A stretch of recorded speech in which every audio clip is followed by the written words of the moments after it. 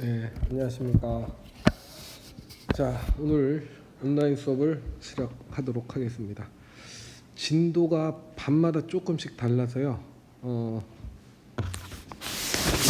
그 14쪽부터 학습지 14쪽부터 그냥 새로 하도록 하겠습니다. 그래서 3반, 4반, 5반, 6반, 7반 중에서 5반, 3반은 여기서부터 시작하면 되고요. 그 다음에 나머지 반들은 그냥 복습의 의미로 조금 듣고 확인을 하면 될 겁니다. 그 다음에 오늘 뒤로도 계속 진도를 나갈 거라서요. 이미 학습했던 친구들도 복습하는 영상이라고 조금 보다가 뒤에부터는 자세히 수업을 들으면 되겠습니다. 일단 요거 아마 문제를 한번 보도록 하겠습니다. 5번 문제. 자, 알루미늄과 철을 잘라낸 금속 조각이죠. 여기 또 오타가 있네요. 조각입니다. A, B의 모습인데 A는 이렇게 되고 B는 이렇게 됐습니다. 근데 A, B를 알루미늄하고 철로 구분하는 방법을 생각해 보자 그랬는데, 첫 번째는 자석을 갖다 대보면 되죠. 자석을. 그래서 붙는 건 철. 그 다음에 안 붙는 건 알루미늄. 이렇게 구분을 하면 되고, 그 다음에 여기에서는 요걸 원한 게 아니었죠. 여기에서는 이제 각각의 밀도를 한번 구해보자 이거였습니다. 밀도. 자, 밀도 구하는 공식 다시 한번 적어 보겠습니다. 부피분의 질량입니다. 자, 요걸 이제 말로 설명하게 되면요. 요걸 이제 뭐라고도 하느냐면 단위 부피당 아이고 잠깐만요. 단위 부피당 질량이라고도 합니다. 같은 말입니다. 이걸 지워서 이렇게 씁시다. 그래서 식을 말로 쓰면 이런 말이 되는 겁니다. 단위 부피당 질량. 자, 그 다음에 6번 문제를 보도록 하겠습니다. 자, 부피가 3입니다. 부피가 3 세제곱센티미터고, 그 다음에 A의 질량은 8.1g, B의 질량은 3.7g입니다. 얘네들이 질량입니다. 질량의 단위는 g을 쓴다 그랬죠. g. 그 다음에 A와 B의 밀도를 구하고 각각 어떤 물질이 알루미늄과 철인지 선으로 연결하세요 했습니다. 자, 일단 밀도 구하는 거 다시 한번 적어보면 부피분의 질량이라고 그랬죠. 부피가 얼마였느냐면 3이었습니다. 단위는 생략하겠습니다. 질량은 A는 8.1g이었죠. 8.1. 요 약분하면 얼마입니까? 3, 2, 6, 3, 7, 21. 2.7g per 세제곱센티미터 되겠네요. 그 다음 B의 밀도는 부피가 전부 다 3이었죠. 그 다음에 B의 질량은 여기 나와 있죠. 23.7g. 23.7g. 요거 약분하면 3일은 3, 아니야, 3, 7, 21. 그 다음에 3, 9, 27. 7.9가 되겠네요. 그러면 이 문제에 철과 알루미늄 밀도는 각각 2.7g per 세제곱센티미터하고 7.9g per 세제곱센티미터가 있다 그랬으니까 철이 얼마였어요? 7.9. 단위 생략하겠습니다. 그 다음에 알루미늄은 2.7이었으니까 연결을 하게 되면 이렇게 되겠네요. 됐나요? 자, 그 다음에 혹시 답이 틀리면요 연락을 주시기 바랍니다. 선생님 휴대폰 번호 010-6531-5476입니다. 혹시 오답이 있으면 연락 주시기 바랍니다. 상품도 있습니다. 오답을 찾은 친구에게는 선물을 주도록 하겠습니다. 오답을 찾아야 돼요. 자, 그 다음에 7번. 철수는 다음과 같이 다양한 크기의 지우개와 구리의 질량과 부피를 조사해서 표로 나타내었다. 자, 지우개부터 보겠습니다. 지우개 질량이 7.35g일 때 부피가 4.7, 밀도를 구해보면 요거 나눠보면 되겠죠. 계산한 값이 1.56입니다. 그 다음에 13.3g일 때 부피가 8.5였고 밀도는 1.56. 그 다음에 19.4, 12.4, 밀도는 1.56입니다. 자, 그 다음에 굴입니다. 질량이 다 다르죠. 질량이 다르고 부피도 다 다릅니다. 근데 밀도 값은 8.93, 8.93 다 똑같습니다. 그러면 이 표를 통해서 알 수 있는 사실은 뭐냐? 질량과 그다음 뭐가 달라져요? 부피가 달라도 이건 수업 시간에 몇 번 적었죠? 뭐는 일정해요? 그렇죠. 밀도는 일정하다. 일정. 요 표를 통해서 알 수 있는 사실이죠. 아주 중요한 사실입니다. 자, 그러면 철수는 위 실험 결과를 바탕으로 다음과 같은 결론을 내렸답니다. 반론에 안 맞은 말을 쓰시오 했습니다. 자, 같은 물질은 크기나 질량이 달라져도, 자, 지우개 질량 크기가 달라져도 밀도는 1.56, 1.56, 1.56. 혹시 몰라서 구리도 비교를 해봤죠. 구리 질량 다르고 부피 달라도 밀도는 같습니다. 그래서 밀도는 같다. 따라서 이게 중요한 얘기죠. 따라서 밀도는 그 물질의 고유한 특성이 될 수 있다. 자, 밀도는 물질의 특성이 될 수 있다라는 사실입니다. 꼭 기억하세요. 그 다음 8번 문제 볼게요. 자, 밀도에 대한 설명으로 옳은 걸 찾으랍니다. 밀도는 단위 질량당 부피이다 했는데 요거 아니었죠. 선생님 아까 밀도는 요게 아니었죠. 밀도는 단위 부피당 질량이라고 했습니다. 그 다음에 무게와 밀도는 같은 의미다. 아니죠. 무게는 이 물체에 작용하는 중력의 크기입니다. 중력의 크기고 밀도는 그 물체의 빽빽한 정도를 나타내는 거였죠. 이건 전혀 다른 말입니다. 자, 그 다음에 부피가 변하면 밀도도 변했나요? 그렇지 않죠. 지우개 요거 보세요. 지우개 부피가 변해도 밀도는 똑같았죠. 그래서 이것도 틀린 말입니다. 달라지지 않는다. 그 다음에 밀도로 물질을 구별하기 어렵다 그랬는데 밀도는 물질의 특성이 될 수 있다라고 했죠. 여기 특성이 될 수 있다. 그 말은 다른 물질과 구별할 수 있다라는 얘기입니다. 그래서 이것도 구별할 수 있다. 그래서 이것도 틀린 말이 되고 잠깐만요. 네. 예, 선생님. 아, 예, 알겠습니다. 아, 도서관에서 영상 좀 찍고 있어요. 수업. 예. 아유, 죄송합니다. 갑자기 선생님도 퇴근한다고 연락이 왔습니다. 자, 괜찮습니다. 자, 그 다음에 질량이 변해도 밀도는 달라지지 않는다. 그렇죠. 이게 정답이죠. 질량, 부피가 변해도 밀도는 달라지지 않는다. 자, 요 얘기를 한 3번 정도 했습니다. 3번 정도 꼭 기억을 하시기 바랍니다. 자, 그 다음에 자, 오늘 수업 주제입니다. 학습 주제. 용해란 무엇일까 했는데 여기서는 오늘 용어를 조금 정리를 하도록 하겠습니다. 자, 용자로 시작되는 아이들 여기 꼭 필기를 해놓으세요.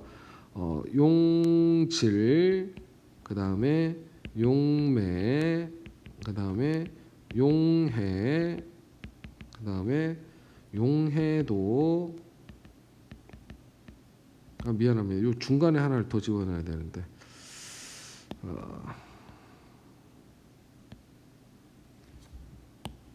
여기 중간에는 용액이 들어가야 됩니다. 용액. 다 용자로 시작되는 거죠. 자, 용질은 쉽게 말하면요, 녹는 아이입니다. 녹는 아이. 그 다음에 용매는 녹이는 아이. 그 다음에 용액은 녹는 아이와 녹이는 아이를 다 합쳐서 말하는 거예요. 그래서 요거는 용매 플러스 용질을 한꺼번에 지칭하는 용어고, 용해는 녹는 현상입니다. 설탕이 물에 녹아요. 소금이 물에 녹아요 할 때 녹는 현상. 그 다음에 얘는 얼만큼 녹느냐, 녹는 정도를 나타냅니다. 녹는 정도를 그램으로 표시한 거죠. 그램. 질량의 단위입니다. 자, 예를 한번 들어볼까요? 예를. 자, 소금을 물에 녹이겠습니다. 그럼 뭐가 되겠습니까? 소금물이 되겠죠. 소금물이 됩니다. 자, 이때 녹는 아이는 누가 녹느냐면 소금이 물에 녹는 거죠. 그래서 소금을 뭐라고 부르냐면 용질이라고 부르고, 소금을 녹이는 아이를 뭐라고 부르냐면 용매라고 부르는 거고, 그 다음에 얘네 둘을 합친 걸 뭐라고, 요거를 소금용액이라고 부르죠. 소금용액이라고. 그 다음에 소금이 물에 녹는 현상을 용해라고 부릅니다. 용해, 녹는 현상. 자, 요거 꼭 필기를 해 놓으시기 바랍니다.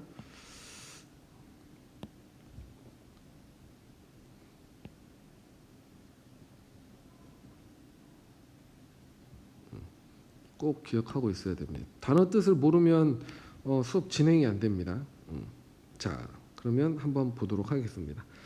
자, 설탕을 물에 녹여 설탕물을 만들었다. 자, 그러니까는 녹였다라는 건 이게 용해됐다는 거죠. 용해. 이게 중학교 용어로는 용해입니다. 용해. 자, 설탕물은 용액이 되는 거고 연습하는 겁니다. 그 다음에 설탕은 녹은 아이니까 용질. 그 다음 물은 녹이는 아이니까 용매 이렇게 되겠죠. 자, 시간이 지날수록 설탕을 물에 녹게 되면 시간이 지날수록 설탕의 크기가 작아지죠. 작아지다 어느 순간에 보이지 않습니다. 그래서 설탕의 크기가 줄어드는 까닭은 했는데, 요 설탕의 크기가 왜 줄어들까요? 한번 봅시다. 설탕이 증발했다. 아니죠. 물이 증발했죠. 물. 그다음 물이 증발하는 거하고 또 설탕의 크기가 줄어드는 거. 이 설탕은 각설탕입니다. 각설탕. 우리 네모나게 되어 있는 각설탕을 의미하는 거예요. 각설탕. 자, 그다음에 설탕 분자가 분해되었다. 이 분해라는 말이 좀 어려운 말인데요. 요거는 분리하고 그다음에 분해하고는 구분을 해야 됩니다. 분리는 요걸 좀 따로 적을까요? 분리는 큰 물질끼리, 그러니까 이제 혼합물을, 자, 혼합물을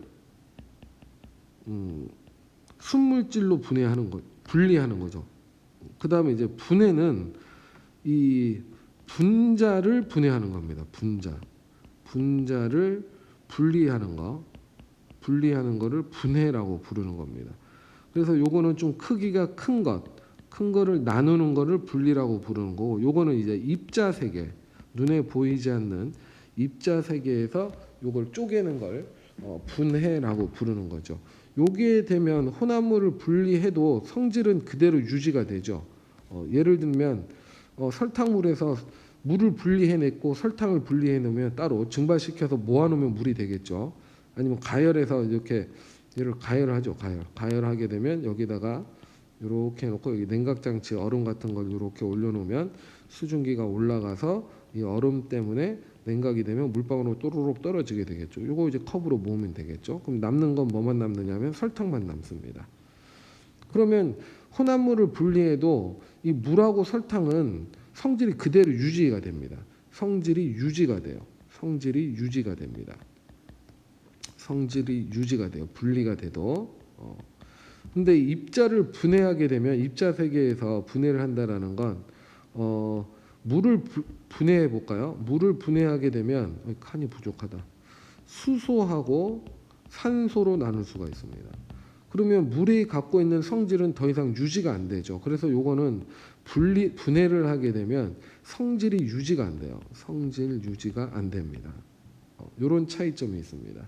그래서 설탕이 물에 녹아서 분해되게 되면 설탕의 성질이 바뀌어야 되는 거죠. 유지가 안 되니까 설탕물을 마셔도 달지 않게 되는 거죠. 단맛 말고 다른 맛이 나야 되겠죠. 그래서 설탕 분자가 분해됐다는 표현을 쓰면 안 되죠. 이거는 뭐 분리되었다.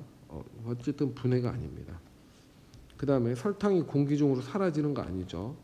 분자의 크기가 줄어드는 것도 아닙니다. 단지 설탕이 이렇게 되어 있던 각설탕이 물에 녹게 되면 어떻게 되냐면 이렇게 떨어지는 것뿐이죠. 이렇게 분자 사이의 거리가 더 멀어지는 것뿐입니다. 크게 줄어드는 건 그렇죠. 설탕이 물에 녹아 골고루 고르게 섞여 있다. 이게 이제 정답이 되는 거죠. 됐나요?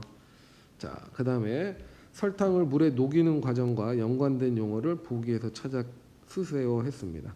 자, 여기 이 용매, 그다음 용액, 용해, 그다음에 용질 이렇게 뜻을 설명을 해놨습니다. 자, 설탕은 녹는 아이니까 용질, 그다음에 물은 녹이는 아이니까 용매, 그다음 요거 두 개를 더한 걸 뭐라고 불렀어요? 용액.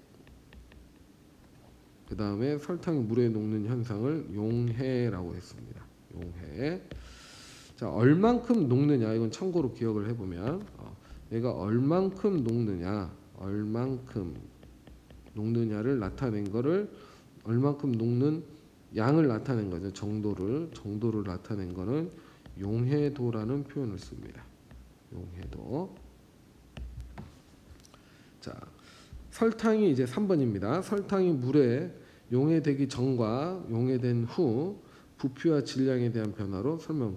일단 질량은 변화가 없죠. 10g 녹인다고 해서 설탕의 양이 줄어들지는 않습니다. 그다음 부피도 생각을 해보면 자, 이렇게 해보면 자, 이거를 이제 물이라고 하면 물 분자들을 동그라미 파란색 동그라미라고 이렇게 표현을 할게요. 그다음에 이제 설탕은 이제 이렇게 각설탕이 이렇게 되어 있겠죠. 각설탕이. 자, 이거를 여기다 이렇게 넣게 되면 어떤 일이 벌어지느냐. 자, 물 분자는 그대로 있겠죠. 이렇게 있으면 물에 녹게 되면요, 이 설탕 분자들이 이렇게 물하고 골고루 이렇게 섞이는 일이 벌어집니다. 그러면 오히려 부피는 어떻게 되느냐 하면요, 부피는 감소하게 됩니다. 얘네 둘이 더한 부피보다는 더한 게 부피값이 줄어들게 돼요. 우리 자갈하고 모래 생각하면 되겠죠. 자갈, 모래. 그 다음에 질량은 일정하고. 자, 보기 첫 번째 보기 1번부터 보면 설탕이 물에 녹으면 설탕의 부피가 줄어들며, 요거 얘기는 맞죠. 그 다음에 부피가 줄어든 만큼 질량도 줄어들지 않습니다. 그대로입니다. 자, 그 다음에 2번 설탕이 물에 녹으면서 설탕이 모두 사라지기 때문에 모두 사라진다는 표현이 잘못됐습니다. 사라지지 않고 분자 사이, 설탕 입자 사이 거리만 멀어지는 거죠. 그 다음에 설탕이 물에 녹을 때 물의 부피가 설탕의 부피보다 더 커서 설탕의 압력을 가해 용액의 부피가 늘어진다. 설탕의 압력을 가해, 이 용어가 이제 여기서는 어울리지 않는 거죠. 요거는 이제 올바른 표현이 아닙니다. 요거는 뭐 의미 없는 표현이죠. 압력을 가하는 것보다는 분자 사이에 끼어들기 때문에 부피가 줄어드는 거죠. 그래서 3번도 틀린 말이고. 그 다음에 설탕과 물의 전체 분자 수는 변하지 않으므로, 그렇죠, 분자 사이 거리만 달라지는 거죠. 설탕이 물에 녹아도 용액이 전체, 이거 그렇죠. 이게 정답입니다. 정답은 4번. 자, 설탕이 물에 녹을 때 설탕 분자가 물 분자 사이에 끼어들기 때문에 녹기 전보다 용액의 부피가 늘어난다가 아니고 줄어든다죠. 줄어든다. 이게 이제 부피가 줄어드는 이유입니다. 부피 감소의 이유입니다. 이유. 이게 아까 선생님이 그림으로 이렇게 표현을 했던 거죠. 됐나요? 자, 그다음 소금물에 대한 설명으로 옳지 않은 것. 소금물에서 용매는 물이다. 그렇죠. 녹이는 아이니까 물이 맞습니다. 그다음 소금물에서 용질은 녹는 아이는 소금이니까 맞습니다. 소금이 물에 녹는 것은 용해이다. 맞죠? 녹는 현상을 용해라고 했고, 소금물의 질량은 소금 플러스 물의 질량이다. 그렇죠. 소금 몇 그램, 물 몇 그램 합치면 얘네도 질량이 되겠죠. 소금은 물보다 아래쪽에 있다. 이건 뭐 밀도 차이가 있어야 되는데 요거는 뭐 그렇게 구분하는 게 아니죠. 요거는 아래쪽에 있다라는 표현보다 이건 소금과 물은 골고루 섞여 있습니다. 골고루 섞여 있습니다. 누가 더 밑에 있고 위에 있는 게 아니고 섞여 있다. 그래서 정답은 5번이 되겠습니다. 됐나요? 자, 그 다음에 소금물에서 용매와 이거 또 연습 이거 그러니까 선생님 일부러 연습하라고 또 집어넣은 겁니다. 좀 용질은 소금이 되겠죠. 소금 녹는 아이 그다음 녹이는 아이 누구였어요? 물이었습니다. 물. 자 15쪽 이렇게 마무리를 짓고 그다음 16쪽 넘어가겠습니다. 자 여기에서는 이제 물질이 물에 녹는 양은 정해져 있을까 이렇게 이게 학습정인데 있을까요 없을까요? 요거는 있습니다. 정해져 있으니까 되는 거죠. 정해져 있다라는 말은 물질의 특성이 될 수 있을까 없을까 이것도 고민을 해봐야 되겠죠. 우리는 지금 물질의 특성을 배우는 거거든요. 그러니까 이게 정해져 있고 요 물질이 물에 녹는 양, 물에 녹는 요걸 이제 뭐라고 부르냐면 용해도라고 했죠. 그래서 미리 결론을 얘기를 하면 용해도는 물질의 특성이 된다라는 얘기입니다. 된다. 자, 여기 이따가 또 한 번 더 얘기를 하고 자, 이번에 그림 보겠습니다. 황산구리 10g을 각각 같은 양의 물에 녹인 모습입니다. 그러니까 다 녹았어요. 이거 다 녹고 다 녹았다. 그럼 여러분들 흑백으로 돼 있기 때문에 조금 보기 불편한데 그래도 그림 보고 푸는 건 아니니까요. 그다음 나도 봤더니 다 녹았다 합니다. 다 녹았다. 다 녹았다. 그다음에 여기는 그림을 좀 보긴 해야 되겠군요. 근데 여기 다 그림 설명이 나와 있어요. 이번 문제. 다의 비커의 바닥에 황산구리가 가라앉아 있다. 여기에 알갱이가 좀 있다라는 거죠. 그 말은 이 30g이 다 녹지 않았다라는 얘기입니다. 일부는 녹고 일부는 녹지 않았다라는 거죠. 이에 대한 설명으로 옳은 것은 했는데 일단 황산구리 용액에서 용질과 용매는 구분을 하라 그랬네요. 그럼 여기 어디에 녹였느냐? 물에 녹인 모습이라고 그랬으니까 녹이는 아이는 물이 되겠네요. 물. 누가 녹았습니까? 황산구리죠. 이 아이가 녹았네요. 그럼 용질은 황산구리.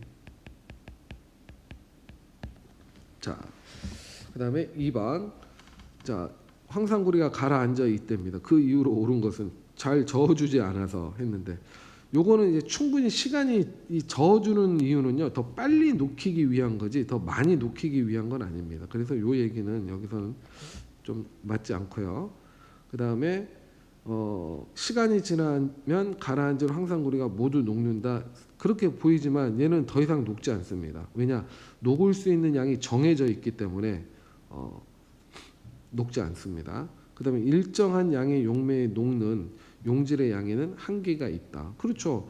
10g은 다 녹고 20g도 다 녹았는데 30g은 다 녹지 않는다라는 말은 녹는 양에는 한계가 있다라는 거죠. 한계가.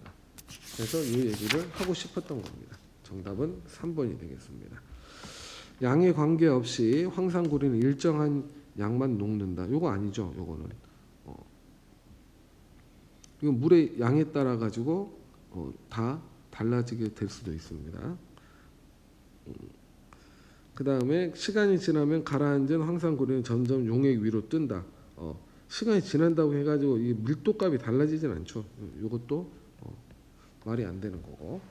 어쨌든 3번 요 얘기를 하고 싶었던 거죠. 이 실험을 통해서 하고 싶었던 얘기는 요 얘기입니다. 일정한 양의 용매에 녹는 용질의 양은 한계가 있다. 즉 정해져 있다. 맨날 무한히 녹을 수 있다라는 게 아니죠. 자, 그다음에 포화 용액과 불포화 용액 요거 이제 용어를 잘 기억해야 됩니다. 일단 포화라고 하는 건 뭐냐면요. 뭔가 꽉 차 있다라는 얘기입니다. 그러니까 이 용액이니까 이 용매의 용질이 더 이상 녹지 않을 때까지 꽉 차서 녹아 있는 상태를 포화 용액이라고 부르고 불포화는 아직 더 녹을 수 있는 여력이 있는 거죠. 그래서 설명을 한번 보면 포화 용액은 일정한 양의 용매에 용질이 최대로 녹아 있어 용질이 더 이상 녹지 않는 용액을 우리가 포화 용액이라고 부르는 겁니다. 자, 예를 한번 들어볼까요? 뭐 A라는 친구는 햄버거를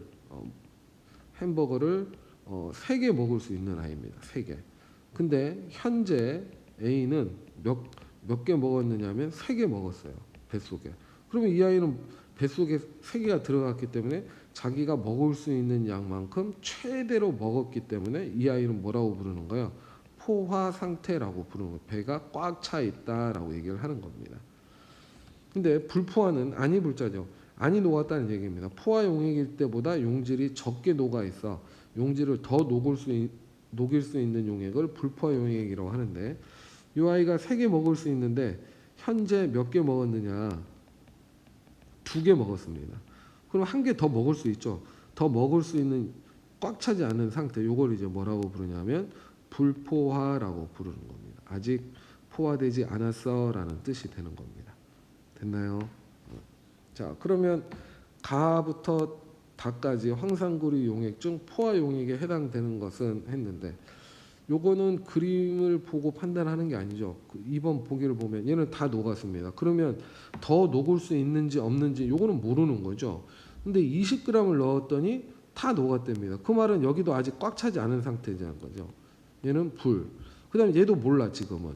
얘가 다 더 이상 더 녹을 수 있는 상태인지 더 녹을 수 있는 상태인지 모르는데 여기다 30g을 넣은 거죠. 그랬더니 어떤 일이 벌어지냐면 일부가 여기 가라앉아 있다는 거죠. 일부가 황산굴이 일부가 여기 요게 넣으면 좀 더 명확하겠네요. 그러니까는 30g 중에서 뭐 예를 들면 27g은 다 녹고 그다음에 3g은 녹지 않은 상태라는 얘기죠.